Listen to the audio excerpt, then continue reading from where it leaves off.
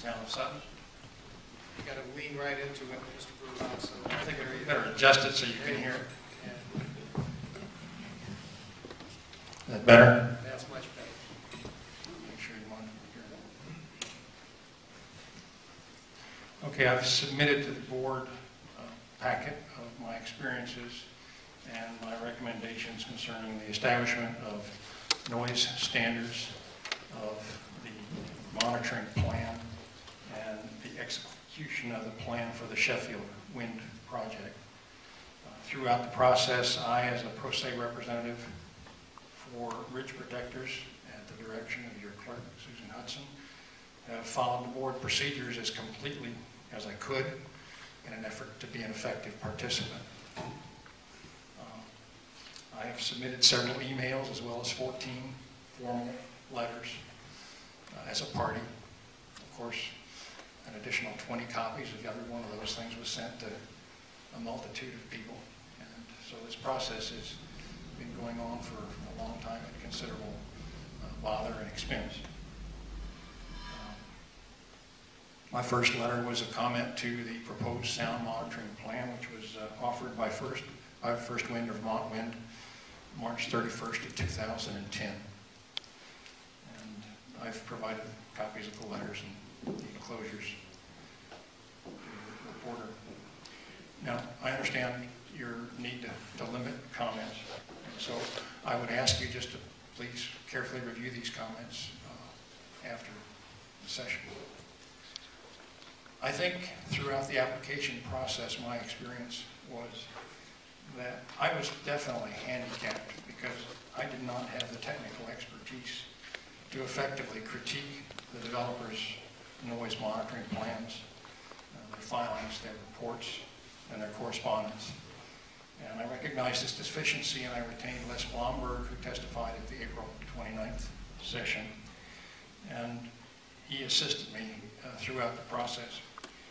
And because the developers' submissions seemed to be accepted pretty much at face value all the way through, I believe the board, and perhaps the Department of Public Service as well, may have also lacked the requisite technical expertise to really put together a good noise monitoring program and to establish effective standards.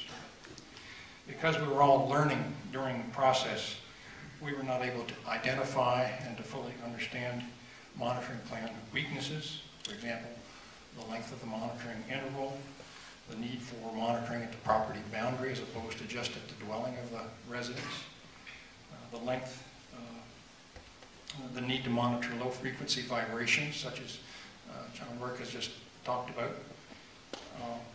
and to do this before the fact. And we were also unprepared to understand the failures of execution of the monitoring plan, such as outside-inside noise attenuation, which was written into the plan to have been done with the windows open and yet never was. And I think a way of handling that, perhaps in retrospect there's no way, but would have been to hire a third-party expert, somebody that really could have helped the board establish really sound monitoring protocols, and then maybe carried through subsequent to that and been an effective overseer of the execution of those monitoring plans, and maybe then had power to effectively recommend to the board what sort of enforcement would have been appropriate. I've got a lot of other comments that I could provide, but there really isn't time to get into. I'd like to ask you a question, if I could, Mr. Brouha. Sure. If, and by the way, as far as your comments are concerned, I've read a lot of those may be what you've sent in before. Yeah. I have read all of those. Let me ask you with regard to the question of an independent expert. If, in a going forward process, we ever did choose to do that, how would you suspect we should pick an expert when there appears to me, sitting where I sit, that there's not a lot of trust here? I'm not so sure that some of the developers trust some of the people that they think are less than honest about it. Those who are living there think the developers aren't honest in the process they use. How do we pick an independent expert? Well, let me just say that I would hope that you might actually go back and retroactively make some adjustments as opposed to simply look at going forward. And I know your counsel here has said, don't get into that, you'll be in deep trouble.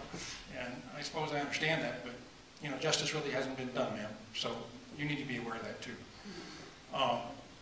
But getting back to your notion, you know, when you're trying to put a value on a property in a real estate transaction, it's routine that you have each party select an expert appraiser, and that suite of appraisers then nominates a third person. And you go through and you average the three values that you get. And that might be a model that you could consider. Or you could take the third party that the two other noise experts had proposed.